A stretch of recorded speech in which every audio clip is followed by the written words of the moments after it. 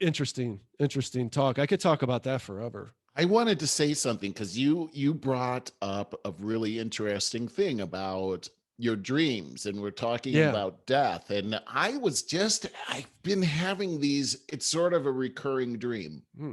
I've talked about this before, I think. It's not the same dream, but it's the same place. Oh There's a yeah. place in my dreams, and I've been dreaming about it a lot lately, where I end up in this lovely place. It's lovely. I love it there. I seem to know where I'm going all the time there too. It's just like this town. It's almost like Kent, Yeah. in a way. Oh, you've told me about this before. I Yeah, remember. Yeah. and it's really fun. I ride my bike all over the place. Nice. There's these trails. And I started thinking as I'm dealing with Papa, I was talking to Rex Lee. We were talking about quantum physics last night. It's so funny you brought that up.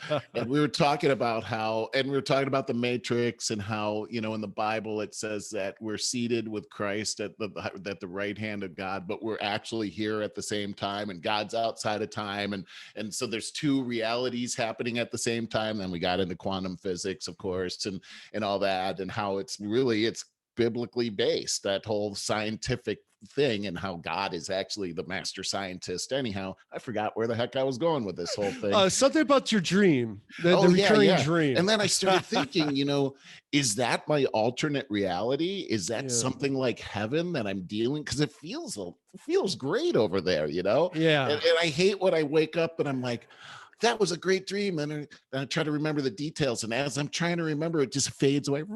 It goes away. Yeah. Like, oh, darn it. Like, I wanted to tell Anne Marie all about that. That was a perfect sound effect. It was. It was like the Great Kazoo. Yeah, you're right. But that is so interesting. I wonder the same thing. I think everybody wonders it. This ponder dreams, as if we're touching on a different dimension. Yeah. It just feels so real. And like, why am I dreaming in the first place? Why is that happening? And like, what a strange phenomenon that this movie kind of plays every night. But the frustrating part is how I'm enjoying the story. It's like I'm in a movie. Yes. But when I wake up, you're never bored in a dream. No, but it just fades away. That's the part I hate. I try to remember it. Can I pause you for 1 minute? I need to get some. I'm choking here. Okay. Give me 2 seconds. Oh, much better. I get, just like magic, folks. We are back, and it took 1 second out of your life, but 5 hours passed here. Yeah, we're old men now. I get physics.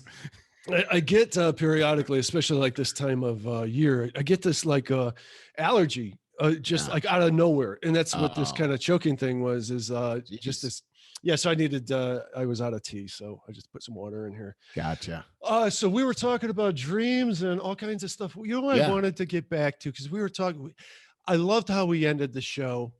And we were talking about, I don't know how I'd refer. I'll say Papa. That's what you. Yeah, it is Papa. Yeah. Yes.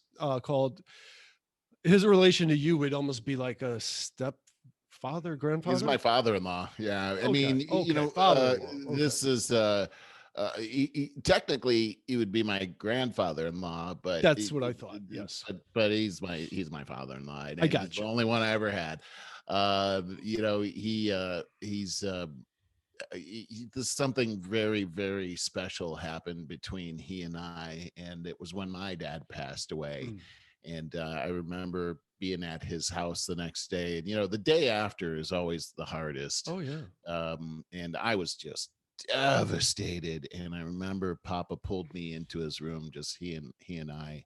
And I could barely even put my head up, and he's just spoke into my life, and he said, Merle, I would never try to presume to take the space of your father, but I love you, and I'm always going to love you, and I will stand in his office for you.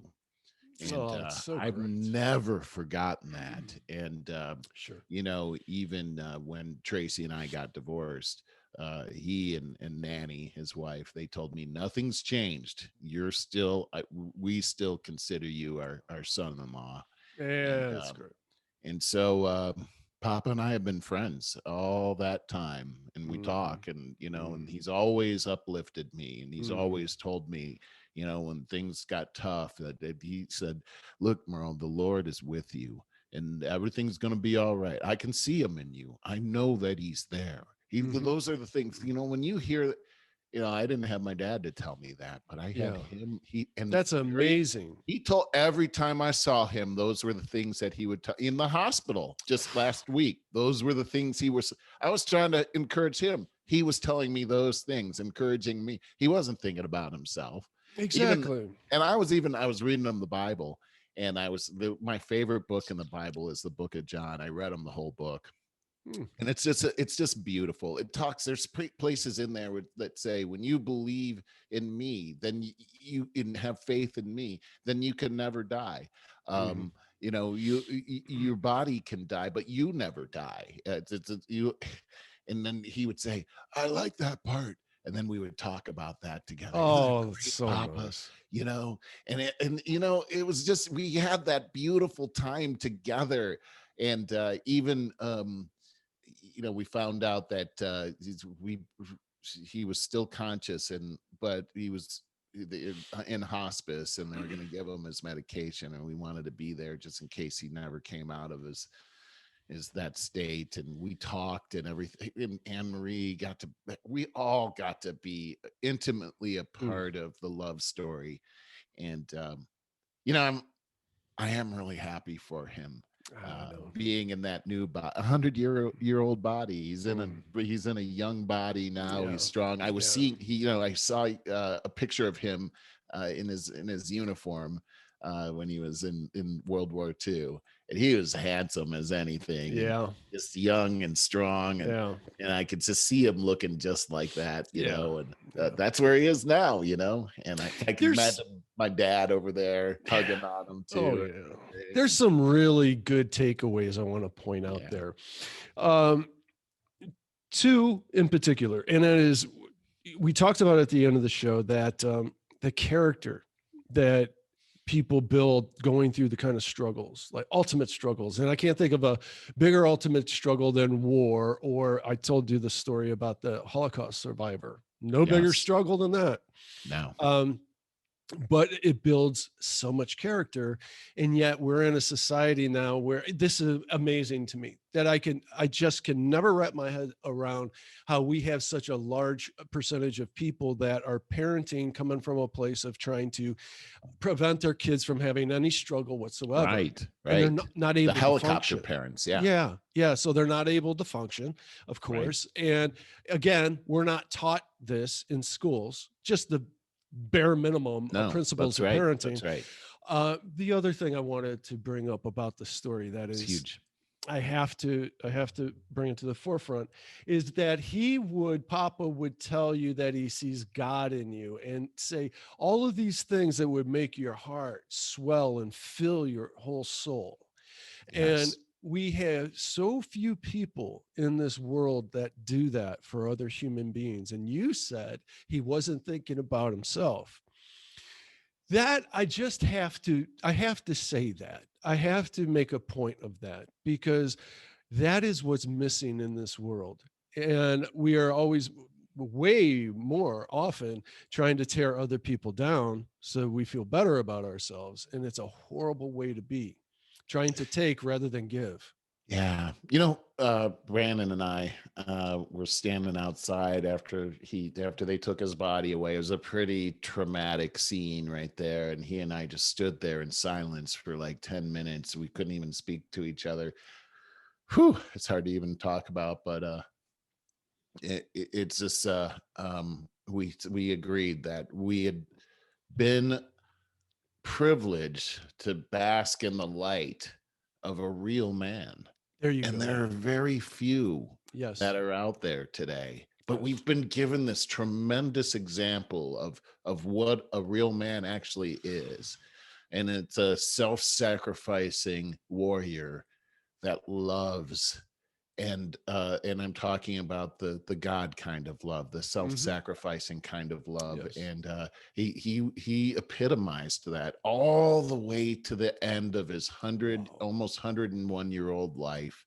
And I am just so thankful that God brought him into my life, Yeah. you know? Yeah. Well, I'm so thankful that through my whole life, you've shared these kind of things with me because it inspires me. I never forget any of this stuff. I tell other people the stories that we talk about, and it's really important. I'm glad that we don't skip over this. I'm glad that you had that conversation with Brandon. Yeah, me It's too. really important, and Me he's going too. to spread that to other people too. Yeah. We talked about a Twilight Zone episode as well. And I was saying, this is what heaven is like. This Twilight Zone was Scatman Crothers was in it. And I I don't know don't know who if you that remember is. that guy. He was the guy, the bald guy, black guy that was in The Shining. He's oh, yo, you can shine. He was in Chico and the Man. He was the garbage man. Anyway, he's a great guy. Bow-legged old dude. Anyway, he was in this one where he's coming into this old folks home. He's one of the old folks, and they were saying, and he gets with all these old people, and he's like, let's all go out and play a game of kick the can. And they were like, all these old people were like, oh, just like when we were kids, we could play kick the can. But there was this one old guy that was like, you can't play kick the can. We're old. We're going to get hurt out there. And they were like, oh, get away. And then the Scat Man he seemed so charismatic. And of course, there was a person watching the door, but she was asleep. So they had to sneak past her. It was really cute. Everybody went outside except for that one crotchety old man. And as soon as they went out the door, they turned into young people again. They were like 14, 13 years old, and they're running around with their oversized clothes. They're all wearing the same clothes, and they started playing kick the can. You hear one of them, ollie, ollie, and come free. And the old man's upstairs like, what's going on out there? And he looks out there. Damn kids. Eyes. Yeah, he can't believe his eyes. What's going on? And one of the friends of his comes up and he's like, come on, man, this is real. You can do this. So the end of the thing was the old man goes out there and he becomes a kid again with all that energy and youth. And he hears ollie, ollie, and come free. He runs off into the dark, you know. And I love it. That's Papa. He's with all of his friends right now. He's got all that energy and everything. And he's just seeing Scatman Crothers' joyful face and everything too. It's that's what heaven is like. Agreed. And there's more to it than just that. And that is, agreed. I swear, as soon as you turn like 25 or certainly 30, people forget how to play. Well, that's true. And so there's a lesson there. To this day, I've said this before, I love throwing Frisbee. And when on the rare occasions where I find somebody that will throw a Frisbee with me, I'll run my butt off and like a little kid, and my adrenaline flows and I have a great time.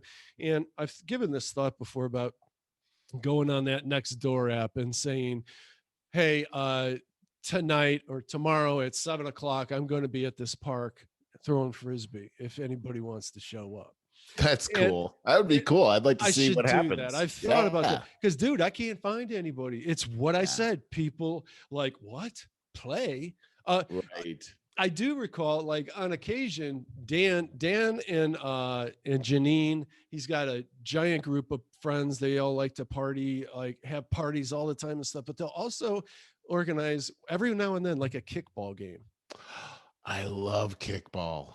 And I think that we should think more along those lines. I remember telling you worried about going into the winter with the pandemic and all that. I wanted to find a place where I could play ping pong, and there's not any place close around here. There's no place around here either. And ping pong is a great time, and it's a great workout too. It is. Scott and I, your brother. Oh my God! Remember down at the down in Kent in the loft? I never played there, but he and I played here in the Heights. Jillian's used to be a Jillian's here. Was there was a ping pong table there too? And pool tables, yeah. Oh, I forgot about the ping. That's right. I remember that. You know what? My mom and Larry, when they were first married, they got a ping pong table and they put it down in the basement. And whenever we'd have family gatherings, we were down at that ping pong table. And Larry, my stepfather, I didn't know this. He's a great ping pong, highly competitive ping pong player.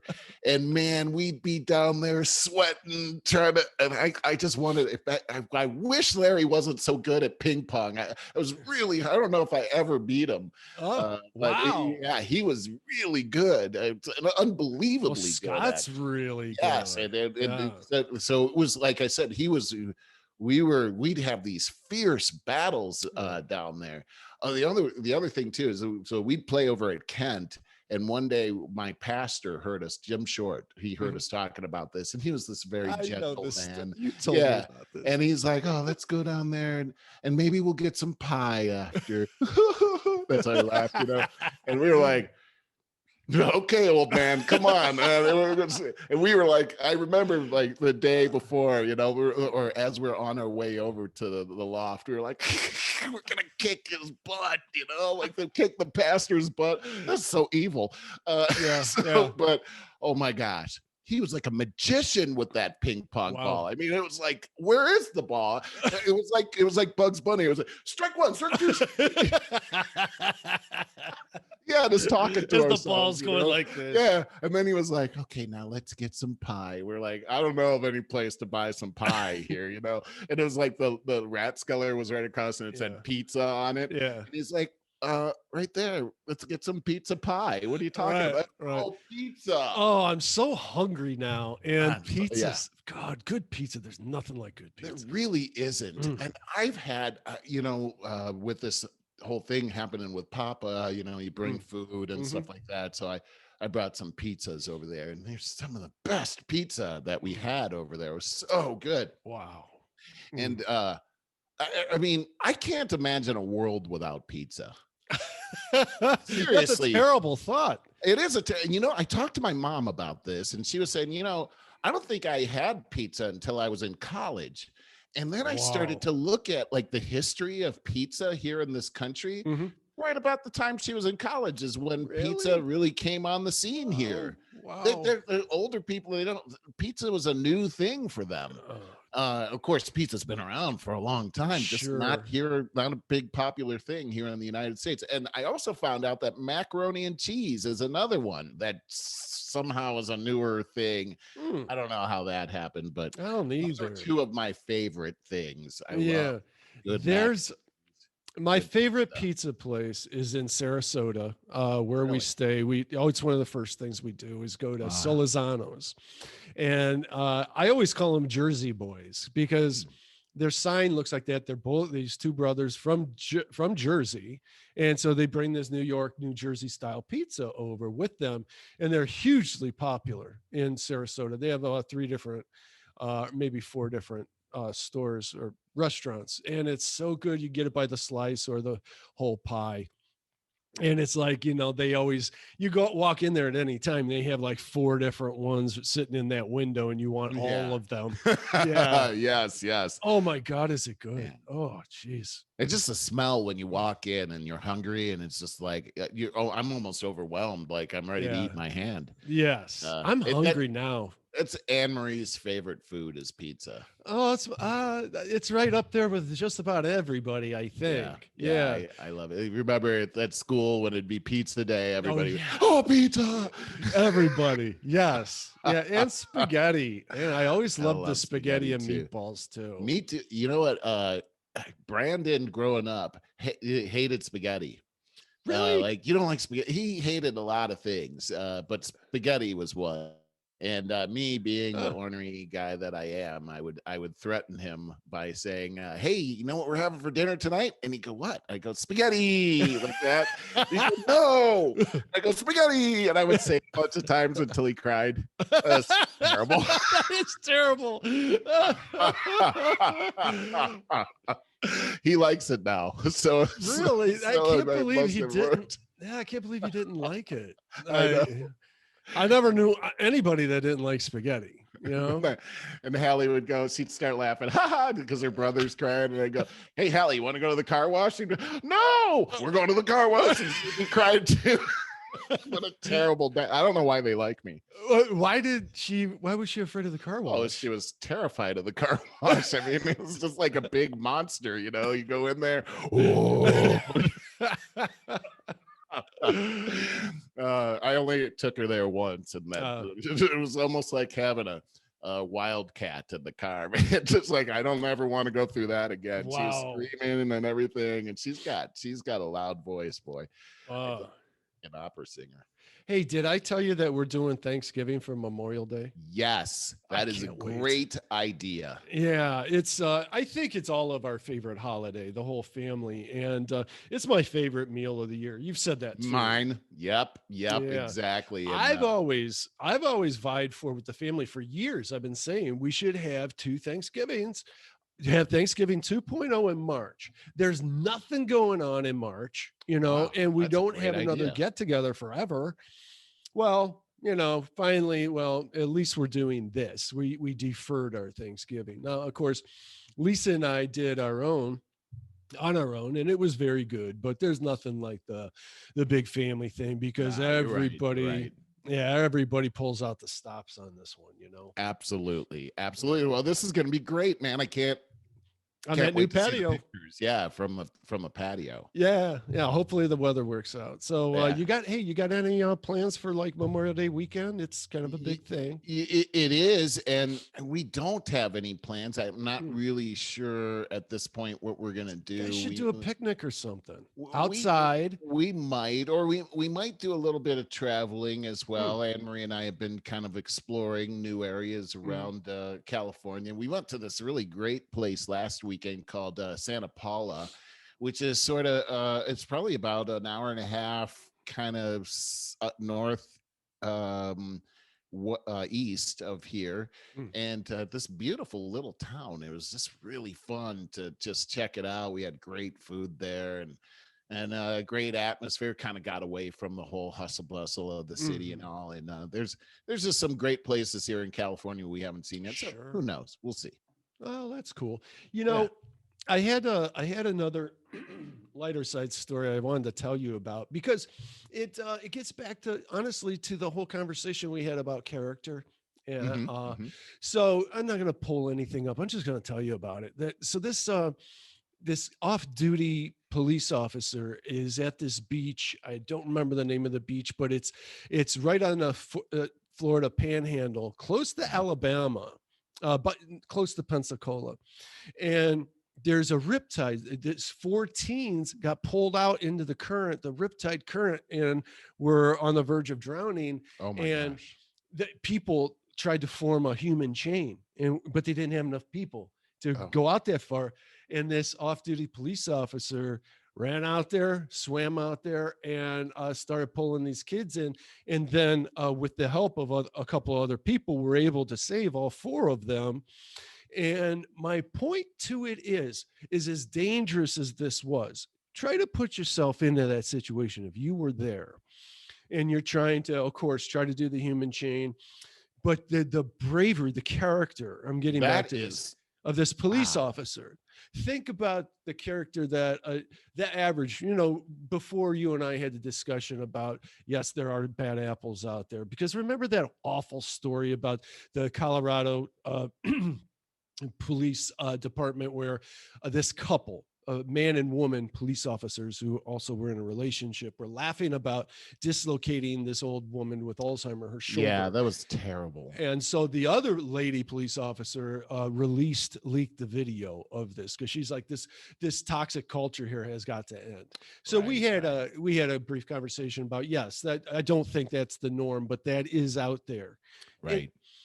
But more often than not, this is my point, you got these kind of guys who has the character, because police, it bothers me so much that we have this culture now that is anti-police. Again, it's that kind of stuff started in the 60s a lot too. Right. Pig and all that stuff. And well, we do need to filter out the toxicity of that culture. I always said, my belief is we need better training and recurring training for police officers. Yes. So we weed the dumbasses out. Yeah. But Agreed. Again, my point is, put yourself on that beach when that happened.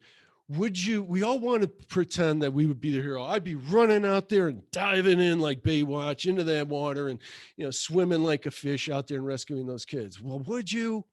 You don't know unless you're in that situation. Exactly. Right? But that guy did. Yes, he did. He risked his own life. He has a family. I read about that. He's got a family that he needs to Wow. protect. Yeah. And yet he risked his life and saved those kids. I just think that's an amazing story. It is amazing. And we should be, I mean, as we are celebrating this, but the country should be celebrating more of this. This is the kind of stuff that should be in the news. Yes. Because for every horrible police story, there's probably 200 great stories like this. I mean, these people got into that line of work because they have big hearts and they care. Sure, are there bad apples in there? Yes. There's bad apples in every industry. Yes. We've seen them. So it's not because police are bad. It's because people. Yeah. we got some stuff going on down here. But for the most part, you know, when we take a look at this whole defund thing, you know, the polls are pretty strong on this. That the Black community, they don't want to defund the police. In fact, the indications are that they'd rather have more, as you said, more training for the police to be able to diffuse situations that are happening here. And you always hear about you know, the Michelle Obama talking about her kids and how she worries every time her kids leave the house that something bad's going to happen to them. I don't worry about them running into the police. My kids are very they're not going to try to resist arrest or anything like that. They know better than that. They know that that's how you get killed. And I wish more people would just what somebody came up with a slogan that I heard recently. It was comply and come home alive. There was a rhyme or something, but you know, but just don't resist arrest. Yes, comply with these guys, you know.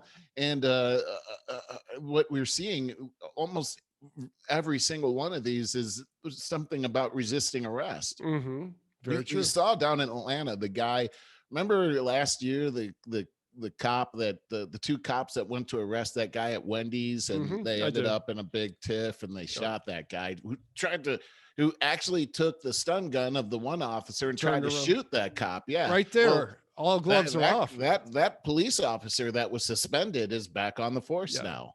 He was illegally let go without any kind of there was no oversight. It was just, he's guilty, goodbye. That's terrible. It's amazing that we allow this to happen in our culture, but we're so threatened. We're threatened with being called a racist. And you know what it is, man? Like we talk about all the time. We grew up, our entire generation grew up watching Good Times and Archie Bunker and all that, being anti-racist. Most of our parents forced us to watch Roots, which is horrifying. So there's no way that you're going to be raised as a racist. I'm not saying that out in the hills that there aren't racists. Yes, but we're so guilt-ridden and susceptible, like to be called a racist. First of all, it's the most horrible thing you could say to another human being. It is. And yet it's a sport now. But to use our guilt against this, it's strong enough to allow this movement to happen, which is mind-blowing to me, that we can have this whole defund the police and the whole Black Lives Matter movement, as if we don't realize that Black Lives Matter, you know? Yeah, right. I mean, the whole notion of the name Black Lives Matter, like who's saying that Black lives don't matter? Anybody that I've known that has said that, nobody likes that person. There you go. I mean, you exactly. Hey, I just you made me think that I should just share this because to celebrate this guy. This is the guy, the police officer at that beach. His name's Anthony Georgie. And, that guy could be a professional swimmer. Look at him. He doesn't have an ounce of fat on him. Right. Look at his head. I mean, is he? I mean, he looks like a swimmer. He does. His shaved head and everything. His body is. He looks like a great dad. Like, you know, and I'm sure he is. Cool tattoos. That looks like scripture he's got on him. Yeah. So it was Johnson Beach in Port Perdido Key. Where it was on Mother's Day. The chances of that guy getting caught up in that whole what do you call it, the riptide? The riptide is almost 100%. And people that we just hear a few months ago, professional wrestler down at the beach goes out swimming, he gets caught in a riptide. They don't see him again for several days until his body washes up. I'm sure this guy's a picture of health. Oh, wow. Yeah. So, I mean, these riptides are super dangerous, man. And I mean, gosh, if anybody's telling you there's riptides out there, don't go out there. I guess I've always thought like I'm a really good, strong swimmer. And I always thought that could never happen to me. But the story like you're sharing there, I've never experienced this riptide thing. Hey, how about we end on play around with that? I wanted to talk about this is just tabloid stuff. You and I talked on the phone the other day about my mind was a little blown that Candace Owens got caught into this whole tabloid kind of thing with Chrissy Teigen and Nicole Arbour. And Chrissy Teigen is that former model with the giant face that she's married to John Legend. I think that's really how she's so famous. Oh, right. Okay. And so Chrissy Teigen has some absolutely mind-bending tweets in her past about telling people that they should commit suicide and saying absolutely horrible things. I don't have anything in front of me, so I could look it up. I just don't feel like it. But that's the thing is Candace Owens had screen captures of all of these horrible tweets of hers that she's since deleted. And of course, Chrissy Teigen is somebody that constantly virtue signals out there. So she has the insurance policy, right? Yes. And so she can do no wrong. Well, obviously Candace Owens is the champion of conservatism and called her out on this. So Nicole Arbour, who's kind of a pseudo comedian, gets in on the action. She's kind of conservative. She calls out the left is kind of her gig. And it's really edgy because she's Canadian. And so there's that. Well, she got in over her head because Nicole Arbour tries to side with Chrissy Teigen and actually goes on some kind of a panel with Candace Owens because Candace Owens challenged her to a debate. So she goes, I think this is live. My impression is this is live and they're doing this panel and it took only a few minutes before Nicole Arbour stormed off. And could you imagine that she even for a minute? So wait, she's going to debate Candace Owens and gets there and actually leaves the debate within a few minutes. Yeah, I wish I read this story closely. I kind of like skimmed through bullet points and, because I don't care about it that much. But the point when I came back with the reason that I wanted to tell you in the first place is I can't believe Candace Owens is stooping to this level that she's now in this circus with these other really shallow surface people. Right. Well, I agree with you because Candace is one of the most talented individuals at being able to really state the conservative case and with facts and history and passion and more facts and she's like an encyclopedia of facts. So I agree with you that why did she stoop to that level? But what person in their right mind would try to debate her? I wouldn't. As much as I know, I would not want to debate her. If you want to look up Nicole Arbour, like go to her Facebook page and see some of her videos. Some are kind of clever, but you will see that was a really dumb move for her. She's not. That was not smart. Yeah. But you're right, though. I mean, I see Candace. I mean, she did speak about potential presidential ambitions, and I believe that she'd be a serious contender. Great. There are a lot of she would be. I mean, I could see her, but then sometimes you look at people like that and you think, could she be of more value outside of politics? And like Jordan Peterson. Yes, exactly. Yeah. So, and when you look at people that get into politics, sometimes they get lost in politics and they just it's an ugly sport. That's politics why Trey Gowdy got out of it. And that guy would be the best president ever. He would have been a good one. Yes. He's like a male white version of Candace Owens. Really. He's super clear headed. Like he could be right there in Congress and they're saying all this dopey stuff and he'll cut right through all of it with all this, crystal clear logic. That's what You know, Candace Owen. Remember that one video with Candace Owen where what was it? It was like she was up in front of Congress, oh and yeah, that was all these amazing. leftists were taking turns just yeah. jabbing her right down the line. And the Yep. one guy's like, "Oh, I'll cede my time to Candace." Yeah. And she just lit right through them, man. Imagine Like all those a cameras hot on knife you, through butter, right? all that attention on you, and she was just focused. You were talking about now I forgot his name. You just brought his name up. Jordan Peterson? The Congress Trey Gowdy. Trey Gowdy. Yeah. Have you ever watched that show Forensic Files? No. It's always about it's a pretty interesting show about how these forensics people can figure out who killed who with DNA and all that. I don't know how anybody gets away with anything, but I have seen Trey Gowdy on that show a couple of times because he was the trial attorney proving that so-and-so killed so-and-so. So this was these are before he became a congressman, and he's a trial attorney. That's what he's good at.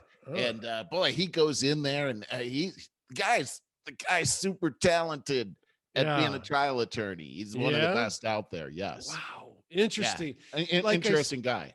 People that I can only describe it in this way: the people that like Candace Owens, like him, that just see things so clearly. Yes, and obviously, I really admire that. I do too. I do, and then can speak about it so eloquently to make your heart pretty much catch on fire. You know what I mean? Like it's burning within you. And I think the conservative movement needs more of those kinds of people because they are seriously lacking any kind of chops whatsoever. Man, that was really well put. And it's a sad reality. It is. What's going on in our politics today is disgusting, that we have the idiocracy that is really going on throughout both sides, and I don't know, that kind of, I agree. Don't you? There's so much manipulation going on with the elections, with the mainstream media. My God, did you hear about more stuff about Hunter Biden that they found on his laptop just the other day? No. Oh, now I can't remember off the top of my head. He's so far deep. Oh, he was getting offered more money through some China organization, I think. It's just really deep. And so once again, this stuff was repressed until after the election. Yes. That would have killed if this stuff really would have come out in the mainstream media. Well, they give them again. It goes back to that book I'm about to read, and how the manipulation happens, and how they love to. If you can print money and it's good, then you could buy anybody. You know what I mean? Especially in politics, those are probably the easiest people to buy off. And then what they do is once they buy them off, then the blackmail starts. It looks to me like there's quite a few people that are caught in this horrible web that they've designed. And I'll one other thing. Had you seen Mayor Lightfoot and her latest antics that are happening in Chicago? How is it that you said what's going on in politics? How can somebody like that get away with that? How does she let me get just elected? say what it is that she is saying that she for equity purposes that she's all not black going to, reporters. Only reporters of color can talk to her. And it's like, wait, that's the most racist thing I've ever heard a public official say. How does she get elected? It amazes me. I mean, you just there's nothing about her character or the way that her politics, her physical appearance. I mean, she looks. I hate to say she's scary looking, man. It looks like she just rolled out of bed. She looks. I'm not trying to be mean, but I mean, fix yourself up a little bit. I mean, I'm sorry, that was mean, but I mean, gosh, she is what it is. It's kind of scary. I mean, anyway, maybe I say this: that beauty comes from within. Yeah, and I guess that's really what I'm talking about here. Mhm. It seems like ugliness is when you say I'm only going to talk to people of color. Well, you might as well be Bull Connor down in the down during the civil rights movement. That horrible man down in the It's South. amazing. You're the same person. The same Yeah. spirit is in you as is in that guy. Racism. Yeah.